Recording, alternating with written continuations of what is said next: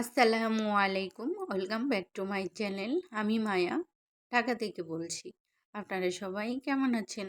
আলহামদুলিল্লাহ, আমি তো আপনাদের দোয়ায় আল্লাহর অশেষ রহমতে ভালো আছি। চলে আসলাম নতুন আরেকটি ভিডিও নিয়ে। আই হোপ সবার ভালো লাগবে।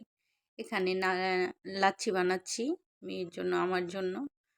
লাচ্ছিটা খেলে অনেক ভালো লাগে, এত গরম। আর এখন যে ভয়েস দিতেছি, এখন তো বৃষ্টি হচ্ছে, আল্লাহর রহমতের বৃষ্টি। তো এই রহমতের বৃষ্টিতে অনেক ভালো লাগছে, ঠান্ডা লাগতেছে।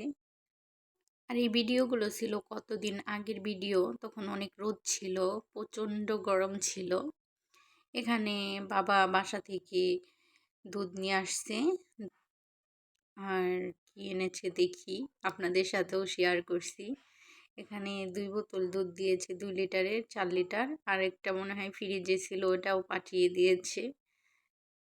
এখানে একটা ইলিশ মাছও নিয়ে আসছে বাবা বাসা থেকে। ইলিশ মাছটা মাশাআল্লাহ অনেক বড়, দেখেন, মাশাআল্লাহ অনেক বড় একটা ইলিশ মাছ। তো এই তো এগুলা সব কিছু ফ্রিজে রেখে দিলাম, গুছিয়ে রেখে দিলাম। যখন বের করব ইলিশ মাছটা, তখন আবার আপনাদের সাথে শেয়ার করব। এখানে মিনি ঘুমিয়ে আছে, মিনির অনেক ঘুম পাচ্ছে। তো মিনিকে ঘুম পাড়িয়ে দিলাম, মিনি ঘুম আসতেছে। মিনির একটু মনে হয় ঠান্ডা লাগছে, তো আমি ওড়না দিয়ে ঢেকে দিলাম। এখানে মিনি তো ঘুম আসতে গেলে এই কাত ওই কাত, এই দিক ওই দিক হতেই থাকে। আমার ভিডিওটি এখনও যারা দেখতেছেন, প্লিজ একটি লাইক দিয়ে দিবেন, সাবস্ক্রাইব করে আমার পাশে থাকবেন।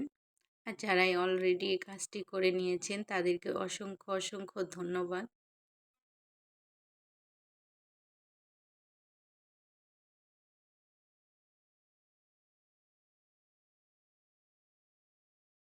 এই ভিডিও ক্লিপটুক ছিল যখন বৃষ্টি হয়েছে তখনকার। প্রতিদিন মানে একটু একটু করে ভিডিও করে রাখা।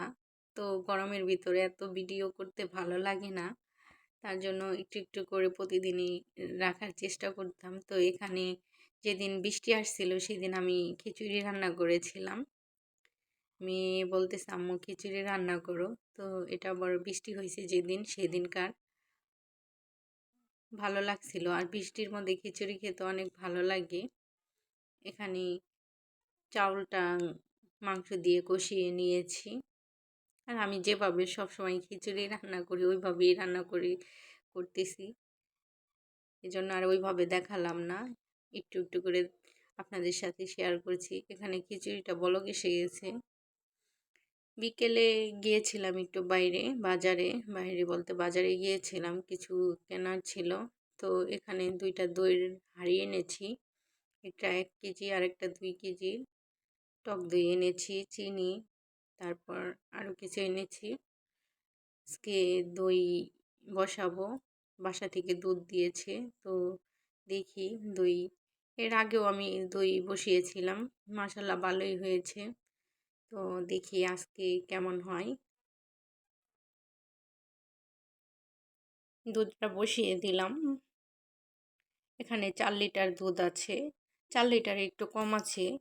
2 বোতলে 2 লিটার, 2 লিটার করে 4 লিটার। তো আমি একটু রেখে দিয়েছি, হাফ লিটারে একটু বেশি রেখে দিয়েছি। তো এখানে 3.5 লিটারের মতো দুধ আছে।